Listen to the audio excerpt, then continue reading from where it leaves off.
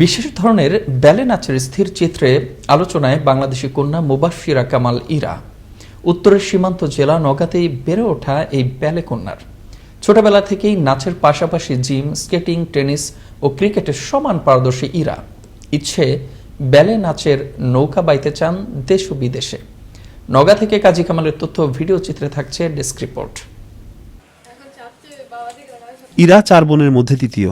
সে বর্তমানে নওগাঁ সরকারি কলেজের এইচএসসি দ্বিতীয় বর্ষের শিক্ষার্থী। ছোটবেলা থেকেই ইরা অত্যন্ত মেধাবী। লেখাপড়ার পাশাপাশি সে নৃত্য ও খেলাধুলাতেও দক্ষ।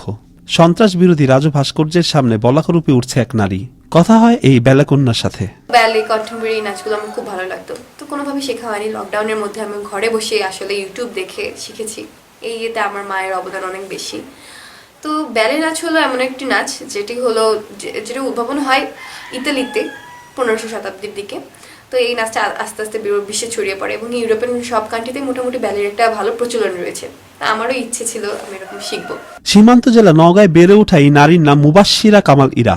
একটি নৃত্য উৎসবে যোগ দিতে ঢাকায় গিয়েছিলেন তিনি। এর ফাঁকে ব্যালে নাচের স্থির চিত্র ধারণ, উদ্দেশ্য মানব মুক্তি। আমি ঢাকা যাই আবার 13 জানুয়ারি। আমার 20 থেকে 22 একটা যেহেতু নৃত্য উৎসব ছিল, সেই নৃত্য উৎসবে অংশগ্রহণ করার জন্য। এবং সেখানে গিয়ে আমার 22 তারিখে আমার নৃত্য উৎসব শেষ হয় এবং 23 তারিখে আমি জয়িতা সাথে ফটোশ্যুটটা করি।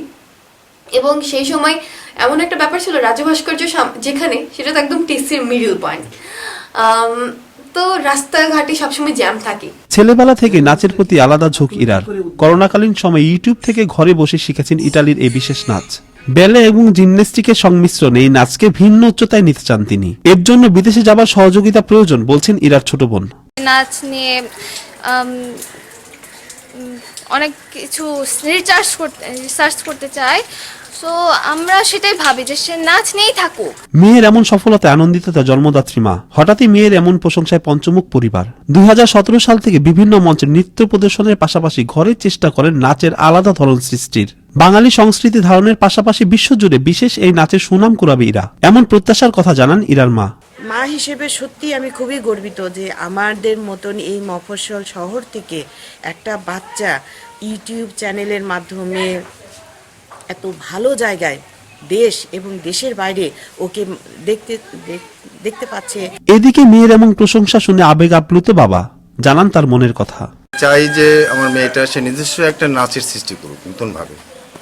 এই যে ভাইরাল হয়ে গেছে বলে সে আনন্দে ভেসে যাওয়া, যে সবকিছু ছেড়ে দেওয়া, এটা যেন না হয়। এমন বিরল প্রতিভার যথাযথ মূল্যায়ন করতে পারলে দেশের শিল্প সংস্কৃতি এগিয়ে যাবে বহুদূর। এখন প্রয়োজন ব্যালে ড্যান্সের এমন অর্জনকে বিশ্বব্যাপী তুলে ধরতে সরকারি উদ্যোগ। শওকত সাগর, আনন্দ টিভি, ন্যাশনাল ডেস্ক।